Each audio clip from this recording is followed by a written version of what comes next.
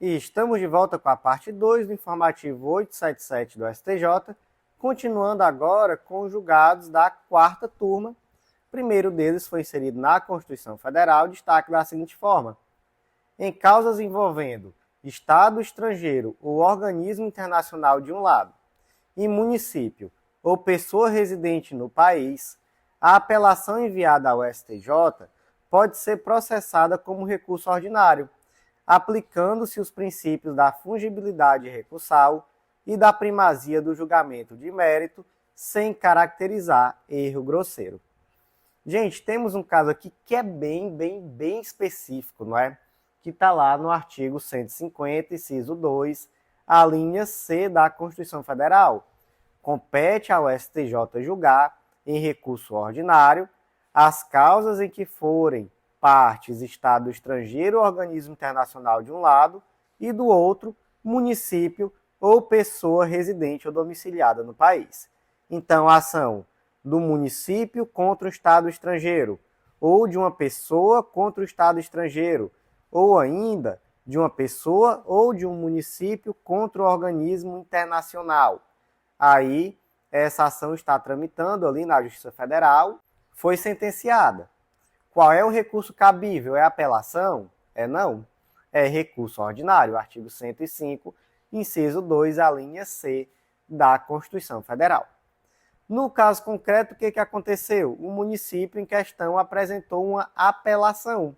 Aí o juiz recebeu a petição de apelação, intimou a outra parte a contrarrazoar e depois remeteu para o STJ como se fosse um recurso ordinário, dizendo que aqui nós vamos aplicar o princípio da fungibilidade recursal, aqui não é um erro grosseiro, apesar de estar previsto na lei, de não existir nenhuma dúvida.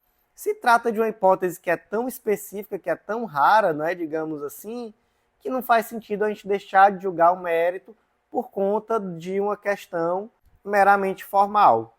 E aí, remeteu ao STJ, e o STJ resolveu sim processar, dizendo que se tratava de um erro que era excusável, porque não era um erro grosseiro, e o argumento é esse mesmo, não é?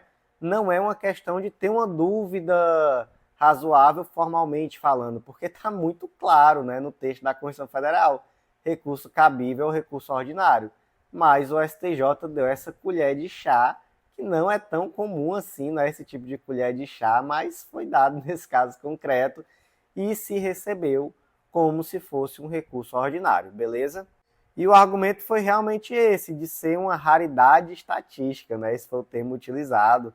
Se trata de um recurso que é muito específico, previsto para essa hipótese muito específica, que é muito raro de acontecer na prática, e deu-se um prazo para adequação do preparo, já que tinha sido juntado o preparo de uma apelação, que a apelação seria devida ao TRF, e não o preparo que seria devido em um recurso ordinário que seria ali no STJ.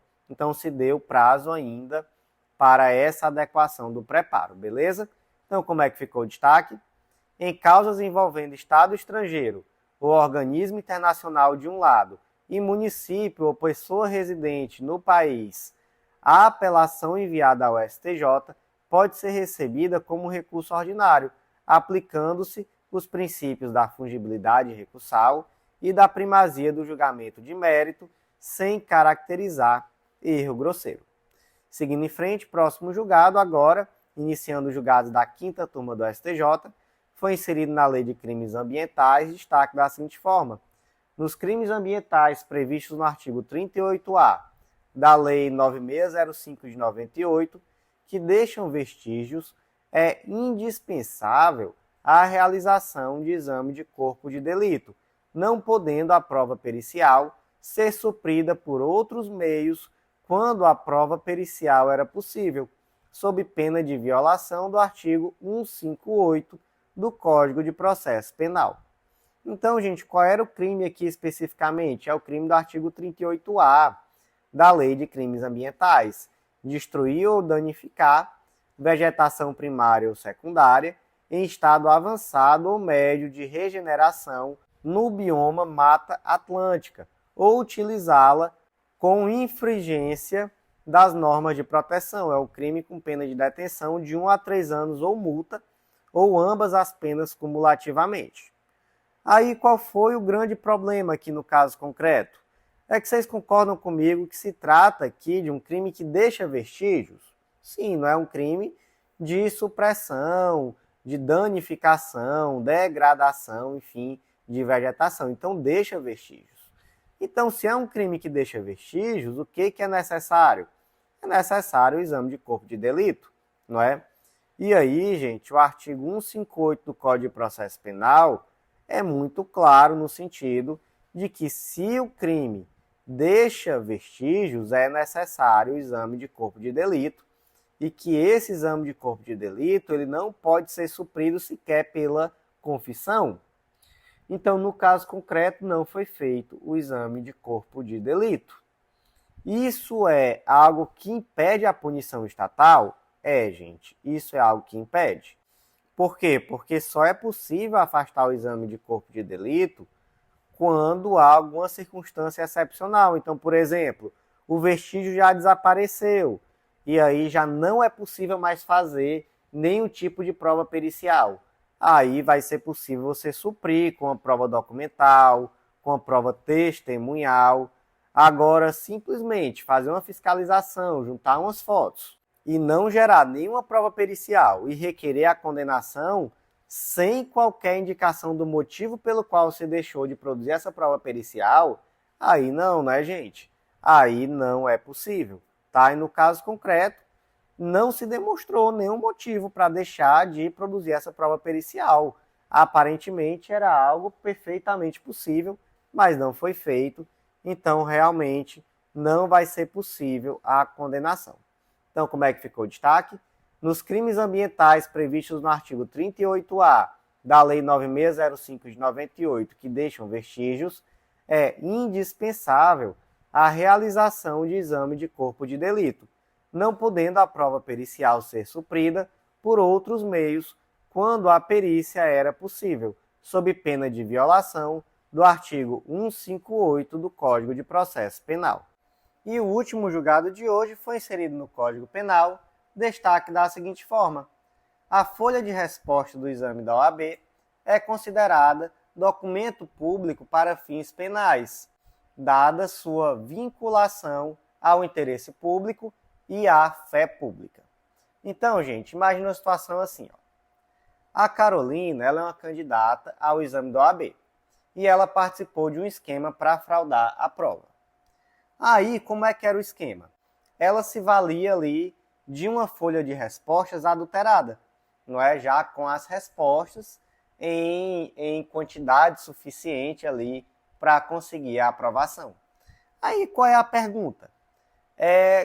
Qual é o tipo de documento aqui? Essa folha de respostas, ela pode ser considerada um documento falso? E se sim, é um documento público ou é um documento particular? Gente, é um documento público, tá? Então a resposta aqui é essa. Por quê? Porque é um instrumento oficial que é indispensável para a realização do exame da OAB, que é um exame que tem um interesse público subjacente. Né? A OAB ela é uma entidade detentora de uma função pública. Então isso com certeza é algo que tem repercussão nessa habilitação profissional e por isso é um documento que é considerado um documento público. Então, qual é o bem jurídico aqui que é tutelado? É a fé pública, tá? A subsunção aqui é do artigo 304 do Código Penal. Então, nós temos aqui um crime de uso de documento falso, mas, no caso, um documento público. Então, gente, como é que ficou aqui? O último destaque de hoje: a folha de resposta do exame da OAB é considerada documento público para fins penais, dada sua vinculação ao interesse público e à fé pública. E, meus amigos, por hoje foi isso. Eu agradeço muito a você que ouviu até o final. Então deixa aquele like, deixa aquela avaliaçãozinha com 5 estrelas, curte, compartilha na sua rede social preferida ou com aquele amigo, porque tudo isso fortalece demais e é um grande incentivo à continuidade desse projeto. Então, por hoje foi isso. Eu agradeço muito a você que ouviu até o final e até a próxima.